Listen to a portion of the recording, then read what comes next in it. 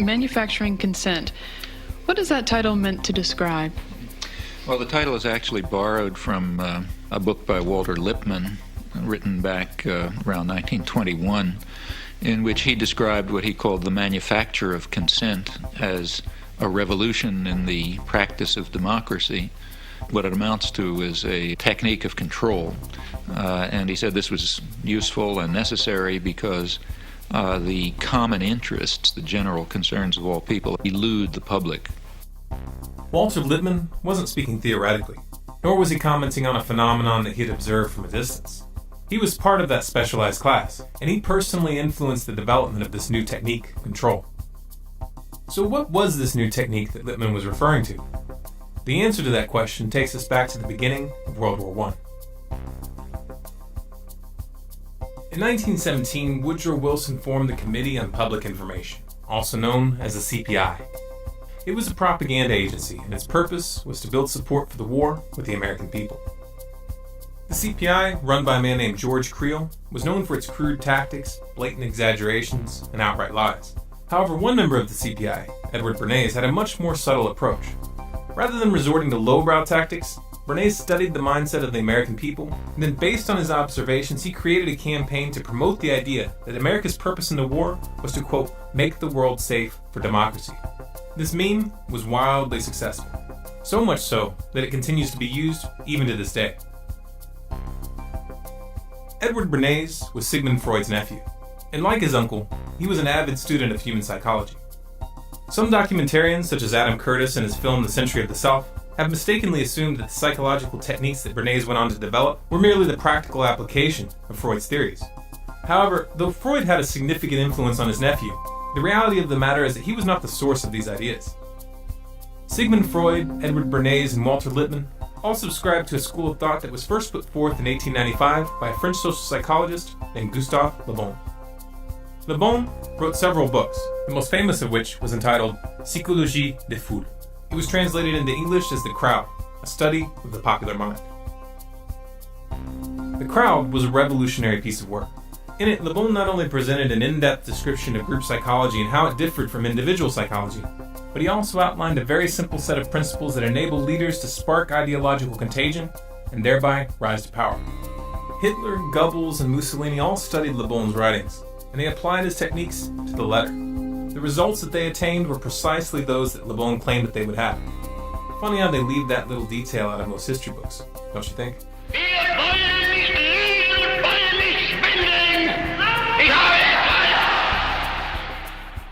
Sigmund Freud's book, Group Psychology and the Analysis of the Ego, was in fact a direct critique of the writings of Gustave Le Bon and William McDougall, which focused on the relationship between individual psychology and group psychology, and explained how human groups can be controlled for long periods of time through the manipulation of group identity, belief systems, and social structures. Edward Bernays studied the writings of Freud, Le Bon, Wilfred Trutter, Walter Lippmann, and many others. He then combined their perspectives and synthesized them into an applied science. The success of his Make the World Safe for Democracy meme during the war, both at home and abroad, planted the seed of an idea in Bernays' mind. Could group psychology tactics be applied during peacetime? When I came back to the United States, I decided that if you could use propaganda for war, you could certainly use it for peace. And propaganda got to be a bad word because of the Germans using it. So what I did was to try to find some other words. So we found the word Council on Public Relations. In 1919, Bernays opened the world's first public relations office. He named his agency the Council on Public Relations. It occurred to me that any young debutante who was aware of the times and of herself as a woman being discriminated against would be delighted to walk in the Easter parade with her beau to dramatize the idea that cigarettes were indeed torches of freedom, to validate and to invalidate the taboo against women smoking. So I called up a debutante friend of mine, asked her to get another friend, and 2 young men whom they liked. And I also instructed them on how to give information about what they did to the newsreels, weekly newsreels, to the newspapers, to the 3 important press associations, the AP, the United Press, and International News Service, and to walk from 34th Street to 57th and back and forth, lighting torches of freedom to protest man's inhumanity to women by a taboo against smoking. Next morning, there wasn't a newspaper in the United States, even the New York Times had a front page story, "Debutantes light torches of freedom to protest man's inhumanity to women by a taboo against smoking," lighting cigarettes in their walk. The interesting thing to me was that within 3 days, the newspapers, without any intercession on my part, published accounts that women were smoking in Union Square in San Francisco, in Union Square in Denver, and on the Boston Commons.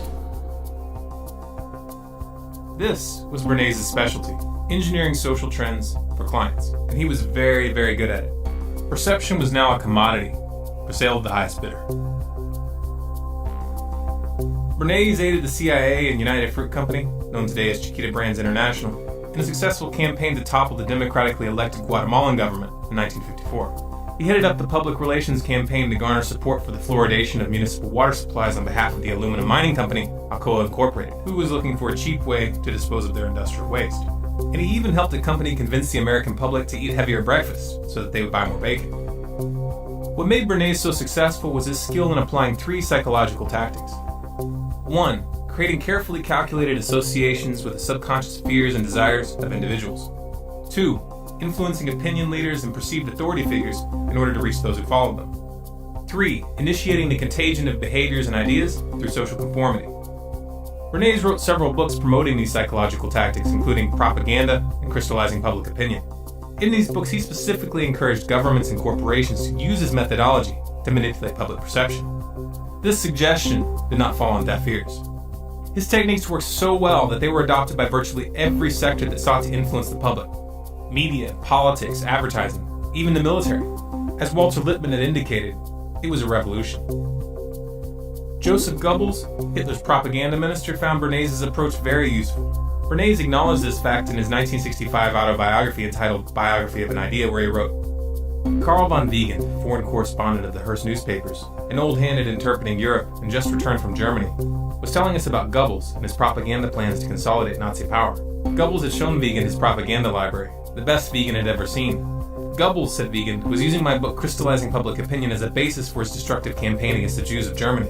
Obviously, the attack on the Jews of Germany was no emotional outburst of the Nazis, but a deliberate, planned campaign." The events that transpired in Nazi Germany stunned the world, and they inspired several prominent psychologists to investigate how populations are convinced to commit atrocities. In the process, they inadvertently established the science behind Le Bon's and Bernays' methods.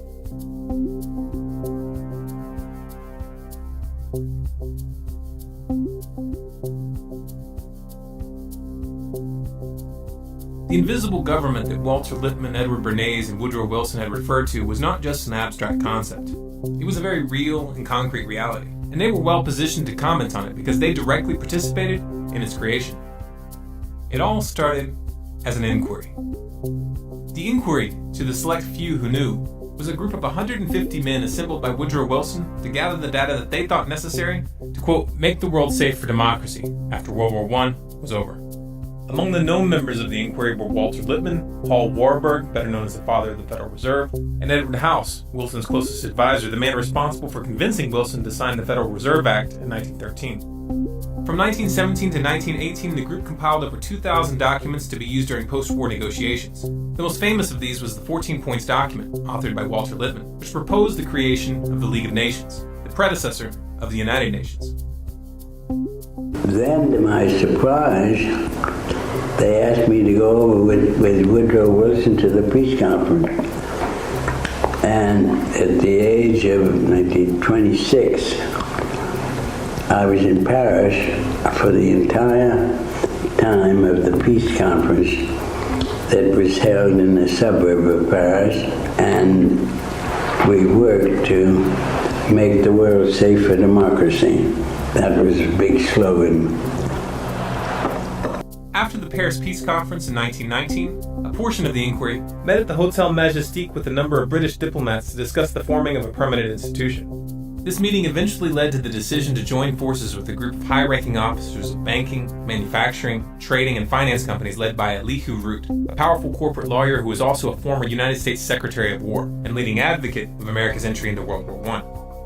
On July 29, 1921, the merged group filed a certification of incorporation, officially forming the Council on Foreign Relations, also known as the CFR. The CFR went on to build a membership comprised of the world's most powerful business leaders, politicians, and corporations. Among the corporate members are Goldman Sachs, JP Morgan, Chevron, Exxon, Shell, BP Oil, General Electric, Raytheon, Lockheed Martin, Northrop Grumman, Boeing, Bloomberg, Rothschilds North America, and DynCorp International. You can find a complete list on the CFR website. It's good to be back at the Council on Foreign Relations. As Pete mentioned, I've been a member for a long time and was actually a director for some period of time. I never mentioned that when I was campaigning for re-election back home in Wyoming. Thank you very much, Richard, and I am delighted to be here in these new headquarters. I have been often to, the mothership in New York City.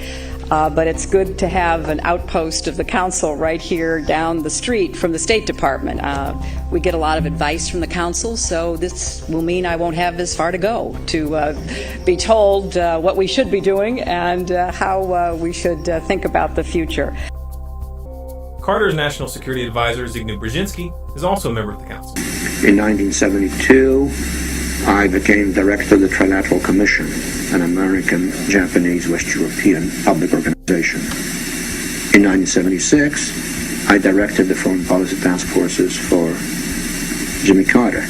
Then I became his national security advisor for 4 years.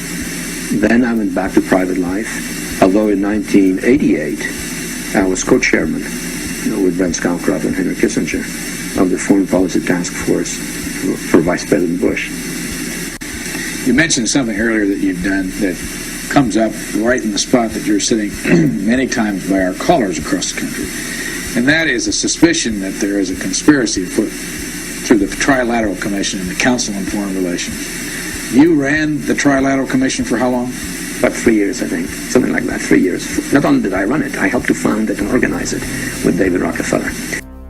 It was Zbigniew Brzezinski who was behind the funding and arming of the Mujahideen in Pakistan and Afghanistan, a tactic designed to incite the Soviets to invade. U.S. National Security Advisor Brzezinski flew to Pakistan to set about rallying resistance. He wanted to arm the Mujahideen without revealing America's role. On the Afghan border near the Khyber Pass, he urged the soldiers of God to redouble their efforts. We know of their deep belief in God, and we are confident that their struggle will succeed. That land over there is yours. You'll go back to it one day because your fight will prevail and you'll have your homes, your mosques back again because your cause is right and God is on your side. I mean, let's remember here, the people we are fighting today, we funded 20 years ago. George H.W. Bush was a director of the CFR from 1977 to 1979, and his Secretary of State, James Baker, is a current member. You might remember this clip from 2012 where Baker and Clinton joked about the plan to take out Iran. There will also be many, many side effects, all of them adverse, from an Israeli strike. But at the end of the day, if we don't get it done the way the administration's working on it now, which I totally agree with, then we ought to take them out. Secretary Clinton. Well, we're working hard. We're working hard. I said at the end of the day may be next year. It will be next year. Kind of sounds like an inside joke, doesn't it? Colin Powell, who led the charge to war with Iraq by presenting false evidence to the UN in 2003, is also currently on the CFR Board of Directors. Indeed, the facts and Iraq's behavior show that Saddam Hussein and his regime are concealing their efforts to produce more weapons of mass destruction. My colleagues, every statement I make today is backed up by sources, solid sources. These are not assertions. What we're giving you are facts and conclusions based on solid intelligence. George W. Bush's National Security Advisor Stephen Hadley, his Secretary of State Condoleezza Rice, and his Treasury Secretary Henry Paulson are all current members of the CFR. Henry Paulson, former CEO of Goldman Sachs, was the man behind the banker bailouts in 2008. Goldman Sachs, which just happens to be a corporate member of the CFR, was one of the primary beneficiaries of that bailout. Another CFR member, Robert Gates, was Secretary of Defense under both Bush and Obama. Obama's first National Security Advisor, James L. Jones, is a CFR member, as is Obama's second National Security Advisor, Tom DeNillen, his third National Security Advisor, Susan Rice, his second Secretary of Defense, Chuck Hagel, his first Secretary of State, Hillary Clinton, as was his first Secretary of Homeland Security, Janet Napolitano. John Kerry, Obama's second Secretary of State, acknowledged that he was a member of the CFR in a speech given at the Council in 2003, but he's no longer listed on the official roster. In the Senate, Dianne Feinstein is listed as a member, as is John McCain, Joe Lieberman, and former Senator Christopher Dodd. Christopher Dodd is currently the president of the Motion Picture Association of America. In that role, he was the driving force behind the SOPA and PIPA internet bills. 3 out of 6 of the current board members of the Federal Reserve, Daniel Tarullo, Jerome Powell, and Janet Yellen, are all publicly listed as members of the Council. This cozy relationship between the Federal Reserve and the CFR goes back to the very beginning. Paul Warburg was a founder of both organizations, and he held positions in both of them concurrently. He was a director of the Council from its creation in 1921 until his death in 1932, and he served on the Federal Reserve Board from 1921 to 1926. His son, James Warburg, who is also a CFR member, is most famous for the statement he made before the U.S. Senate Committee on Foreign Relations on February 17, 1950, in which he said, "We shall have world government whether we like it or not. The only question is whether world government will be achieved by consent or by conquest." Carroll Quigley was an author and professor of history at Georgetown University. He was also a personal mentor to President Bill Clinton. And then, as a student at Georgetown, I heard that call clarified by a professor named Carroll Quigley. Quigley served as a consultant to the U.S. Department of Defense, the U.S. Navy, and the House Select Committee on Astronomics and Space Exploration. He was not a fringe lunatic by any stretch of the imagination, but was in fact a respected member of the establishment. That's what makes the statements he made in his book Tragedy and Hope so significant. Tragedy and Hope was a dense and highly detailed historical volume which covered world history from 1914, with an emphasis on analyzing the driving forces of civilization. The book was completely uncontroversial, that is until you get to the middle, where he makes the following statement. There does exist and has existed for a generation an international Anglophile network which operates to some extent in the way that the radical right believes with the Communist Act. In fact, this network, which we may identify as the Roundtable groups, has no aversion to cooperating with the communists or any other groups, and frequently does so. I know of the operations of this network because I have studied it for 20 years, and I was permitted for 2 years in the early 1960s to examine its papers and secret records. I have no aversion to it or to most of its aims, and have for much of my life been close to it and to many of its instruments. I have objected both in the past and recently to a few of its policies, but in general my chief difference of opinion is that it wishes to remain unknown, and I believe its role in history is significant enough to be known. Quigley specifically identified the CFR and the Institute of International Affairs as key hubs in this roundtable network, and he confirmed its close relationship to banking and finance. The Institute of International Affairs, also known as the Chatham House, is a sister organization of the CFR. It was created in 1920 by the British diplomats who attended the meeting at the Hotel Majestic in Paris in 1919. The secret to the power that the Council on Foreign Relations and the other roundtable groups wield lies in a clever application of the techniques that Bernays developed. They target individual psychology by cultivating a sense of exclusivity and prestige, which plays upon people's desire to feel important and powerful. Like Bernays, they manipulate the public indirectly by targeting opinion leaders and authority figures. By influencing their membership, which is comprised of men and women in the highest levels of government, business, and finance, they hijack the phenomenon observed in the Milgram Authority experiments while bypassing the electoral process. Most of the meetings held at the CFR are run under Chatham House rules, meaning that the ideas discussed there may be used and spread by those present, but no one is allowed to mention where those ideas came from. I would like to remind the audience, it says here that this meeting is not for attribution. This means that participants are welcome to make use of the information received at the meeting, but neither the identity of the speakers nor that of any other participant may be revealed, nor may one cite a council meeting as the source of the information. These closed-door discussions and their exclusive membership process work together to engineer the phenomenon demonstrated in the Ash conformity experiments. New members must be nominated by an existing member, seconded by 3 members, and approved by the board of directors. This process ensures that ideological continuity is maintained as social conformity brings new members into line with the group. It's important to remember that wealth, social status, and official positions of power do not reduce the effects of group psychology. Group psychology is a weapon, and like all weapons, it is capable of being used for good or for evil. For many years, it has been in the wrong hands. It has been hidden from the public and used against them. It's time for the people to pick up that weapon and use it to free themselves. It's time to start studying.